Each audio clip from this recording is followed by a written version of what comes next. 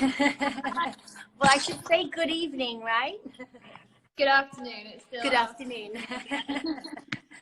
How are Francesca's you? joining us from the UK, so it's what, 5 p.m. there? Yes, 5 p.m. Yes. Lovely. Thank you so much for doing Simone 7. Thank you. We actually haven't officially met, but I've been following you. I'm a big fan. And also a crazy little story that I'll get out now. But so those who are joining us, Francesca is principal dancer with the Royal Ballet, but you were most recently the star of Cats the movie as Victoria the White Cat. And a funny little story. So when I was 18, my very first musical I did was Cats, and I played Victoria. Really? And I did it in Australia and Asia, and then I went to Germany to do it. So I did it for about 3 years. Wow. Yeah. So it's such a beautiful show, isn't it? It's beautiful. I'm just thinking you must be so graceful and flexible then. Oh, I was a long time ago. I'm 45 now. Now my développé is about here. But that beautiful solo in the moonlight, it's a very special moment, isn't it? That's why I wanted to play the part in the film, because of that solo. So yeah. Yes, absolutely stunning. And you got to work with Taylor Swift, who is a friend and client, so that was exciting. Yay! All right, so Simone 7 is basically 7 questions followed by a 7-minute circuit, a little workout. But before we get started, this is my favorite part, is just to get a little bit of background history on your journey to where you are today. My background journey to where I am now. Well, Yeah. I started ballet when I was 3 years old, and I've always just done it for the love. I've always just loved it so much. And then sort of when I was around 11, realized that if I wanted to do it professionally, that I'd have to go to ballet school and train every day. So that's what I did. And I very luckily got a job at the Royal Ballet when I was 18, and was promoted I started in the corps de ballet and was promoted to principal around age 23. And I've been a principal, I'm now 27. So I'm still sort of new and, young at being a principal, but still, loving everything, and hopefully, got lots more exciting things to come, I hope. Yeah, that's incredible. So it's interesting when I started dancing at the age of 3, and people always say, "Oh, did your mum push you into it?" But I remember I had a moment where I saw a pair of ballet shoes. I think we were walking past a ballet shop, and I pointed and said to Mum, I want to do that. And I think at the time she's like, "Oh no," because it's such huge commitment, isn't it? I mean, as you know, but that for me was, I knew then at a young age that I wanted to dance. Was it something similar for you, or how did you get into it at the age of 3? Absolutely. I remember as my grandparents were looking after me at the time, and they didn't really know what to do with this sort of bundle of energy. And just as an idea, they thought, oh, well, let's, find a ballet video and see if she wants to copy it. And that was it. That was absolutely, from the second I woke up, that's all I did. Could hardly, I just couldn't do anything else with the same love and the same enthusiasm. So yeah, that was my story too. It's so nice to have, a passion and a drive from such a young age. Because I think, all of the wonderful things the discipline that you gain from, training every day. I think people don't realize how challenging it is. You're doing, 8 hours every day. Absolutely, yeah. So you can imagine now is quite a shock with this situation. Yeah. Well, so that leads me into question number 1. So how are you feeling, and how are you practicing self-care now in isolation? First of all, I think just accepting the situation, not being harsh on myself or punishing myself for not doing as much as I thought.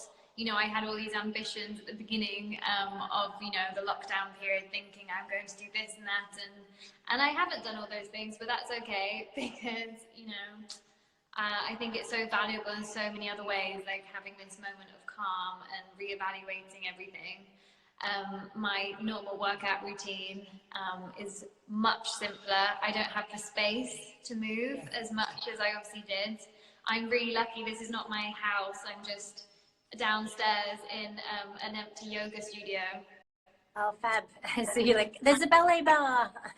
Exactly. Yeah, I actually had to find myself a ballet bar just to keep myself supported. That's not something that every ballet dancer has lying around. Yeah. Surprisingly, that's something we keep at work, but now it's quite important to just spend 30 minutes there every day at least.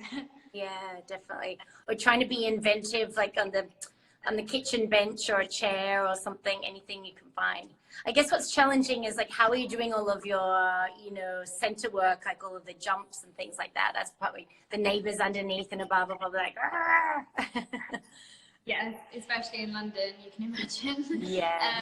No, I cannot. It's just not possible to do, all the turns and all the jumps that I would normally do every day. So I'm just sort of keeping everything quite static, just doing my more bouncing on the spot just to get my heart rate up, a bit of cardio.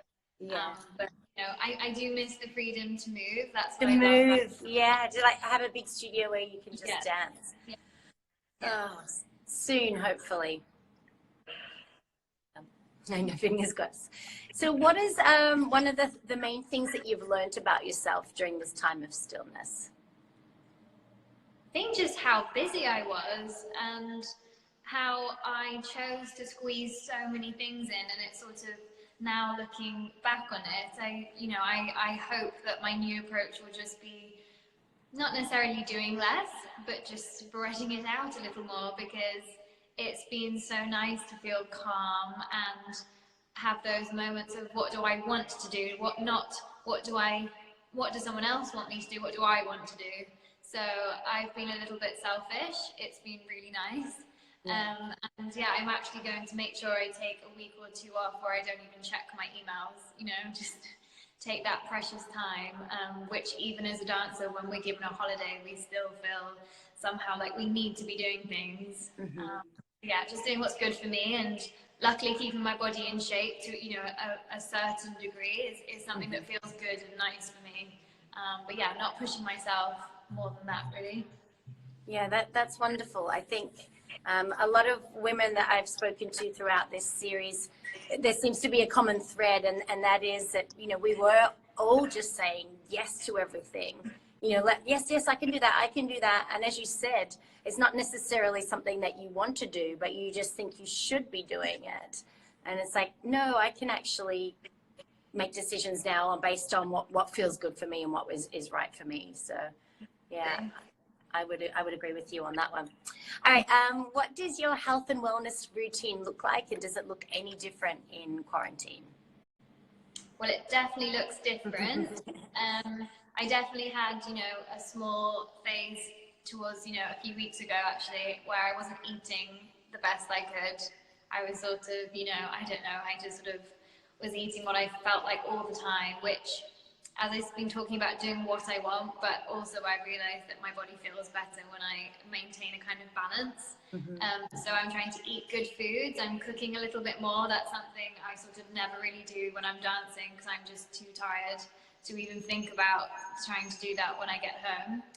I'm really bad at taking my vitamins, but I've been very good during lockdown at remembering to take, the vitamins, and going and getting fresh air and, things like that, again, I don't normally get an opportunity to. And we're very blessed with sunshine in London at the moment. Which never happens, we know this.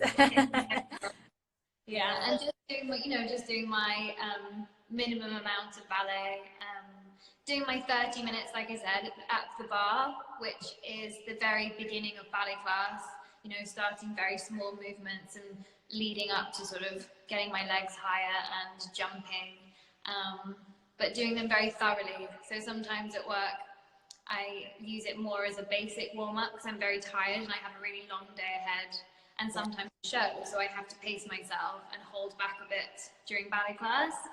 So now, sort of when I'm just at the bar, I'm really really using it as a good workout, like pushing myself more there than I would normally. Can you share with everyone, because I also think this is fascinating, what a normal, like typical day would look like when you were before quarantine? So we always start the day with ballet class. I think people often think that ballet dance, they always say, oh, how often do you train? Yeah. And train is a very interesting word, because really we train at ballet school before we become professionals. So ballet class is more a reminder of your technique rather than practicing it so much, and it's really used as a warm-up for your body to get you through all the things you'll have to do that day so that you don't injure yourself. So at 10:30 we do about an hour and a quarter of warm-up, which is sort of like medicine for the body. We always do that. And then from 12 till about 6 o'clock, sometimes 6:30, we rehearse. And we're always doing different productions, so I can rehearse sort of 5-6 ballets a day. And then often in the evening we have a performance as well from 7:30 till 10:30. So we're sort of sometimes still on stage at 11 o'clock with, you know, a wig and makeup, and we do it all again the next day with not much sleep sometimes. It's incredible. I just think that, you know, dancers, there's a quote that dancers are athletes of God. And, you know, I believe that, because I just think the amount that you put your body through constantly every single day. And when I became a trainer, I've been doing this for 10 years now, and I started off and I would train clients like 7 hours a day, and people would say, oh my God, that's so crazy. Like, how can you do that? I was like, well, actually, when you're a dancer, you train 8 hours a day, you know. Or when I was performing on musical theater on Broadway, you rehearse 8 hours a day. So it's kind of normal to us. Like, our bodies know that that's what, you know, what is expected of them. So I think, you know, especially, and then you having to perform and then learn 5 different ballets. It's insane, crazy. Yeah, I think people often also think it's just our bodies, but it's also so much mental work as well, like constantly learning, having to retain information, because as well in dance, you're expected to pick things up very quickly. If you're told once, as people know, you know, you're expected to remember the next time, you won't be reminded. So it, you know, as much sometimes my brain is tired as my body. Yeah. Can you remember like your first classical ballet solo when you were little? Can you remember the choreography of that? I remember doing a competition and actually forgetting my choreography and just But you have to keep going. It's like Dr. Footlights comes up and you're like, keep smiling, even though you don't know what you're doing. I think it's interesting. I have a terrible memory, but I can remember dances from like 40 years ago or something. So it's crazy. That's embedded in your memory somehow. Yeah. Absolutely. If you hear music for something, it's like you instinctively straight back there. Yeah. And before we get on to the next question, I'm just picking your brain because you know, you are top of your field, and I think you are an athlete, and so it's wonderful for you know, my followers to hear this. But I think the other thing that, you know, when you're talking about you're training that long, you're having to eat and fuel your body to be able to perform, you know. And so it's like, I think dancers get a hard time. It's like, oh, you don't eat, you just smoke cigarettes and drink Coca-Cola. That used to be back in the day, you know. But you have to eat to fuel, just so otherwise you would not have the energy to perform 8 hours a day. So what does, like, in your health and wellness routine, what does your food look like? I absolutely agree with what you say. I get very frustrated with people's, you know, stereotypes of ballerinas not eating at all. It simply would not be possible to perform at all, or even make it through a day if you weren't eating well. And I think it takes sort of time to find what works for you. You know, I have a sweet tooth. I don't necessarily like to eat healthy food. I don't like salad or vegetables very much, which is a problem. You know, I've experimented. I found how I like to eat them so that I do eat them. And you know, I have to remind myself how much better I feel from eating better. It's not for diet reasons or weight or anything like that. It's about how I feel in general. I've actually never weighed myself. I have a very good sense of what feels normal for me, so I know when I'm underweight, or if I put on weight. I don't criticize myself if that happens. But yeah, no, we're jumping up and down, being chucked upside down by our partners sometimes. So it's also very difficult to know when to eat and also what the best thing, for that moment of the day. So I say on performance days, I actually tend to go much more carb heavy than I would on a normal day. So sort of pasta and breads and eggs in the morning and cereal and loads of bananas. I eat so many bananas on a performance day because they're so good on your tummy when you're nervous as well. Yeah, but maybe muscle cramps as well, the potassium. Yeah. But on a normal day, just thinking about things that are going to fuel me for longer, so not sugary things that are going to, make me crash quickly. Can't say I always stick to that, but that's the goal. You got to have a treat. I mean, I could eat chocolate for breakfast, but it's just like, it's delicious, isn't it? All right, what motivates you? What motivates me? Well, I suppose I'm very lucky. I've always sort of got it, well, not at the moment, but I always have sort of a show coming up. So I always have like a goal in sight of something that I want to achieve sort of almost all the time. At the moment, what's motivating me is the thought of being back on stage. Yeah. I do like my own time. I like my own space, but I think I'm ready to see everyone at work again, and they're my friends and they're almost like family. And I'm so excited. I think it's going to be so emotional, that first performance back at the Royal Opera House, both for the dancers and the audience. I kind of get emotional just thinking about it because it's going to be such a special atmosphere. So yeah, I think just constant motivation just to be the best that I can be, trying not to compare myself to other people, but just knowing, I know when I can do better or if I need to try a bit harder. And I generally try and live by the motto that I can't have any regrets if I always, if I know that I tried my very best in that moment. So if I have a bad show, I can't think, oh, well, I should have tried harder because I did. So, that's my theory. Yeah, that's good. That's a good mental approach because you can beat yourself up, and there's always another performance. What's that? Was it, I don't remember, it was a quote by someone, or maybe it was Mikhail Brishnikov, but the idea is like, as a dancer, you never reach perfection. So like every day you're just working towards it. And I guess that's the motivation, isn't it? It's just, yeah. All right, if you could go back to your younger self, you're still very young now, but what would you say to her? Again, I mean, I don't have, it's hard because I think you need to have had the journey you've had and made the mistakes, to have the advice to give to my younger self. I have to have gone through, different experiences and some of them not so good to know, so I think that's all part of it, is making a few mistakes and learning about yourself that way. I think as dancers as well, we're always so quick to think that we're being lazy if we're not doing enough or not saying yes to everything, and just maybe learning the balance of maybe not having said yes to so many things and just doing more what I'm learning again now in this lockdown sort of period, just doing what was best for me at the time, rather than trying to please other people so much. Mm-hmm. Yeah, it's easier said than done though, that one, isn't it? I was like, I'll speak to you in 6 months' time when you've just said yes to everything again. No, hopefully we'll all learn from this. I think we will, yeah. All right, so you promoted to principal at 23, right? 23, 24. Now 27. So what does success look like to you? I would like to really look back on my career and feel like I had, the opportunity to do so much with it. And, I've just talked about,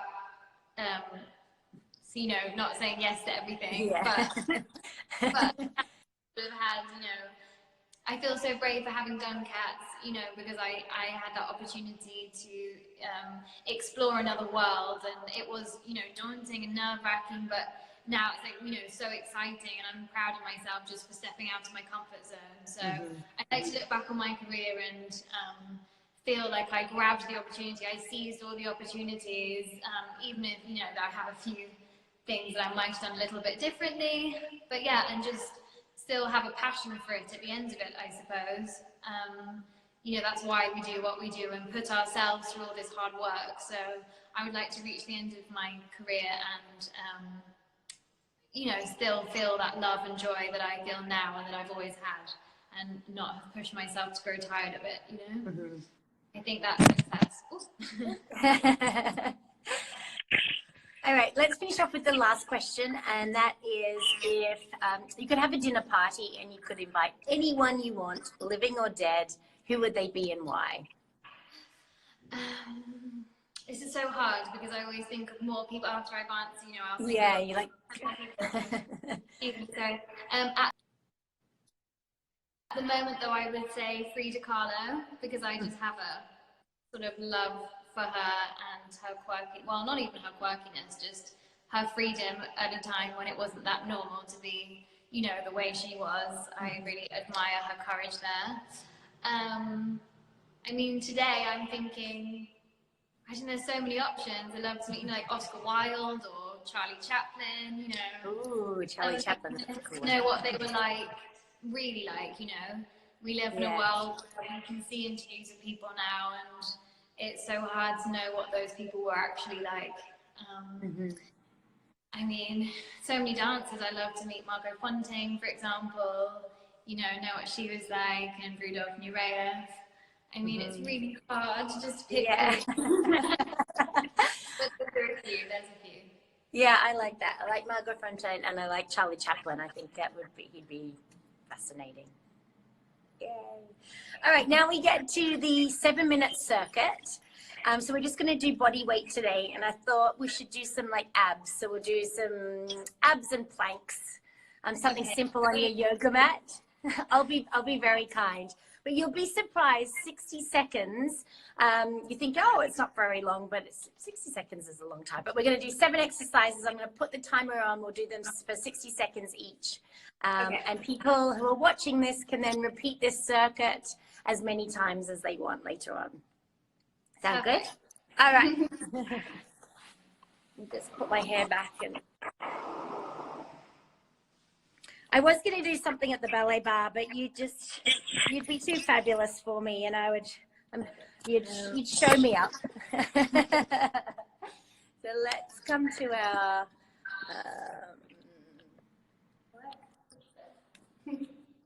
perfect. Okay, so let's come down to our, I've got bare feet too. You got bare feet? Yes. Perfect. All right. So what we're going to do, we're going to come down to onto the mat. Can you see me? Yes. Yeah? Okay. So we're going to come onto all fours, and you're going to tuck your toes under, and we're going to hold a static bear. So all we do is we just lift our knees off the floor, and like that, and hold. And then I'll set the timer, and we have to try, we'll do maybe like 20 seconds, come out, roll our wrists, and go back into it. But this is working our pecs, so our chest, our shoulders, and our entire core. Ready? Yes. All right, let's tuck the toes under and lift up, and we hold, and I've started the timer.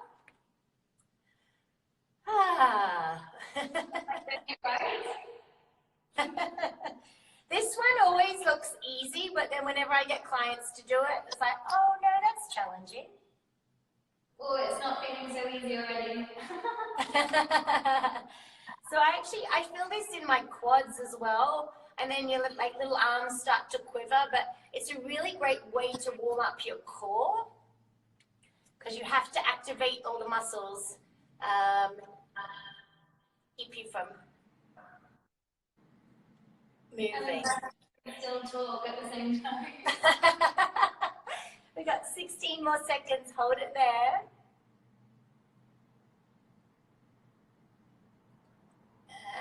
7 more seconds. Breathe, breathe, breathe.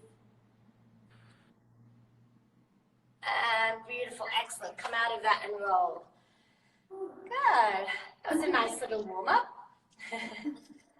All right, let's come down, but now we're going to come into the plank. So come into the perfect plank, place your hands down and extend your legs. And we're going to do this on either side. So you're going to draw your knee towards your navel and then kick it back behind you and then down. So we're going to do 30 seconds on one, 60 seconds on one leg and 60 seconds on the other. So ready? We stand into our perfect plank, draw that knee into chest, kick it up behind you, and tap it onto the floor. Again, drive that knee to your navel, kick it up behind you, and drop it onto the floor. Woo! 3. Oh, this one's challenging. Ouch. This is tough. It's tough, isn't it? Woo. Am I doing the same leg over and Yeah. It's one more on this leg and then we switch. Ooh. Good, and rest. Oh, good. You roll it, head out, the neck and the shoulders. Now we have to give the other leg some love. So the same thing on the other side. So knee in, kick it back, and drop it down. Knee in, kick it back, drop it down.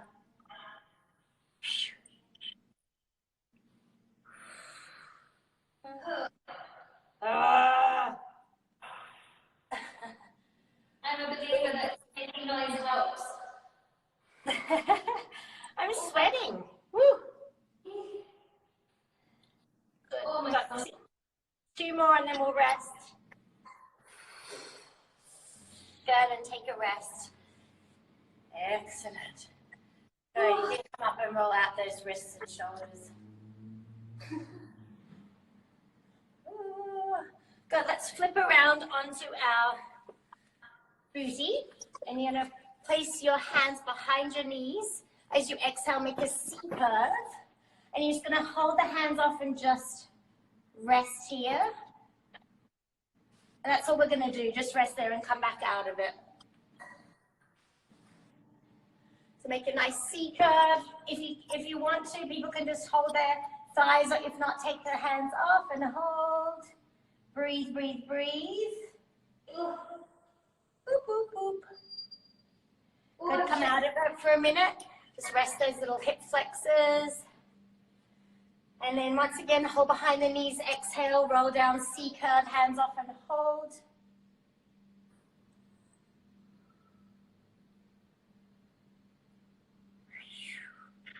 Good, come up, let's do one more before we move to the next exercise. This one always hurts my tailbone a little bit. Ow. Good, and come up. Beautiful. Next one, walk your booty to the edge of your mat. Lay down on your mat. Take your hands behind your head so it's heavy. You lift up your chest so your sternum bone's going up towards the ceiling. And you're going to do like a little jeté, so just a little turn out and then tap and tap. Just working all of your abs in. You're going to draw your navel towards your spine. Your back's flat on the mat. And you just alternate legs like little scissors. And breathe. Breathe. Breathe.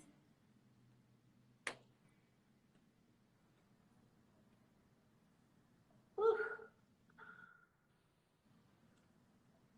Whew. Yeah. 2 more.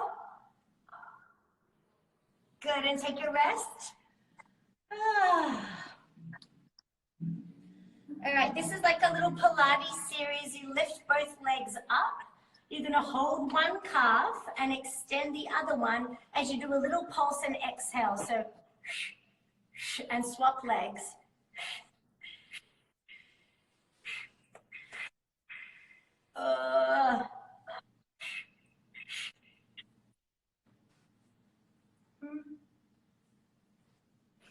Good, and if you feel any strain in your neck, you can place the opposite arm behind the head so you can rest and support the head if you need be.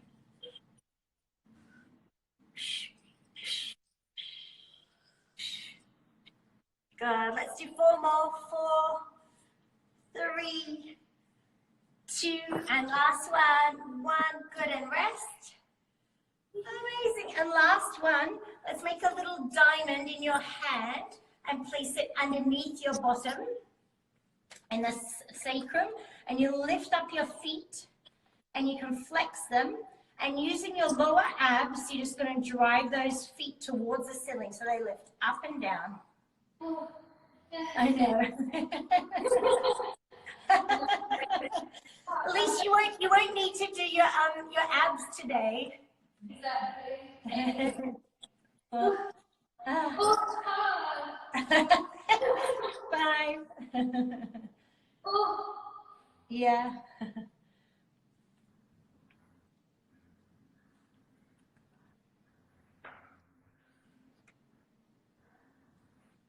Good. Let's do 4 more. 4 and 3 and 2 and last one and 1. Good job, and rest.